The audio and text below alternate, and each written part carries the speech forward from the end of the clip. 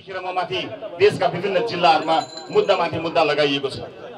सरकारले आफूले गर्न सक्ने जति हुन सक्ने जति जोड बल लगाएको छ। तिमीहरूको 2/3 सरकारले मलाई जिउँदै छोडेको छ, यही नै मेरो जित हो। शरीरमा एक थोपा रगत रहउन्जेलसम्म यो लुट तन्त्रको विरोधमा उभिने छु। चाहे जतिवटा मुद्दा लगाउनु छ लगाऊ, ज्यान मार्नु छ मार। मैले मेरो व्यक्तिगत जीवनका लागि कहिल्यै केही मागेको छैन र माग्नेवाला पनि छैन। मलाई थाहा छ यदि म राजनीतिमा हुन थिएँ भने मैले यो दुःख खेप्नु पर्ने पनि थिएन।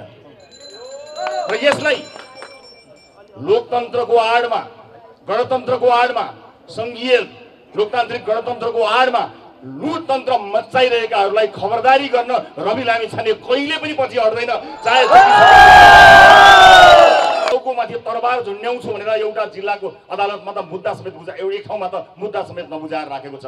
यिनलाई लागेको थियो छ होला यसको टाउको माथि एउटा तरबार राख्यो भने त यो चुपचाप बस्छ, यो डराउँछ भनेर लागेको छ होला। कुनै पनि बेला शिरमाथि राखेको तरबार खसाल म थाप्न तयार भएर म लड्छु, जुनसुकै शक्तिसँग पनि म लड्छु।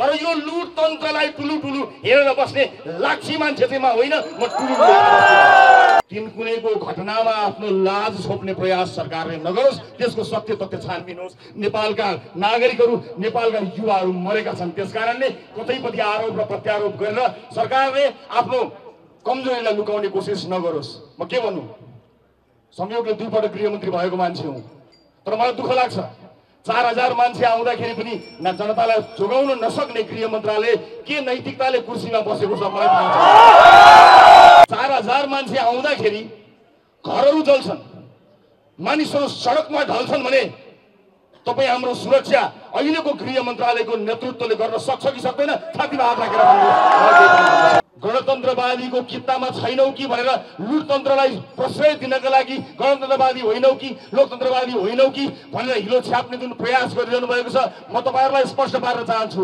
जहाँ तपाईँ उभिरहनु भएको छ त्यो गणतन्त्र होइन। तपाईँले गणतन्त्रको खोल ओढ्नु भएको छ, लोकतन्त्रको खोल ओढ्नु भएको छ। रासोपा खोल ओढ्दैन। रासोपाले आफ्नो कुरा स्पष्टसँग राखेको छ। तर तपाईको करतुत लुकाउनका लागि तपाईको कित्तामा उभिएर फोटो खिचाउने रहर रासोपालाई छैन। जनताको पक्षमा रासोपा छ, परिवर्तनको पक्षमा रासोपा छ। आफ्नो वर्षौंको लुटलाई अनुमोदन गर्ने जुन दुष्प्रयास नेतातन्त्रले गरिरहेको छ, लुटतन्त्रले गरिरहेको छ, त्यसका विरुद्ध त ज्यान गए पनि हामी पछि हट्नेवाला छैनौँ, निरन्तर लागिरहनेछौँ। मलाई कुनै पदले मुक्ता छ, सरकार छैन। सत्ताले सुनोस्, रवि लामिछाने किस्तीमा आएको प्रधानमन्त्रीको पद त्यागेर कहिले हुन मन्जुर भएको मान्छे हो।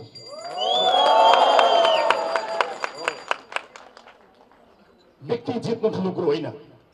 मसँग एउटा विश्व रेकर्डको सर्टिफिकेट पनि छ। प्रधानमन्त्रीको घरको सर्टिफिकेट भएर सिंहदरबारमा एउटा फोटो टाँसिन्थ्यो होला। त्यसले के फरक पार्छ? त्यसले फरक पार्दैन। फरक पर्नको लागि त तपाईँ हामीले जुन अभियान सुरु गरेका छौँ त्यसलाई टुङ्गोमा पुर्याएपछि मात्र फरक। यसपटक साथी हो, मैले ज्यानको माया मारेको छु। तपाईँको पदको लोभ गर्नुभयो भने तपाईँलाई र मलाई पाप लाग्छ।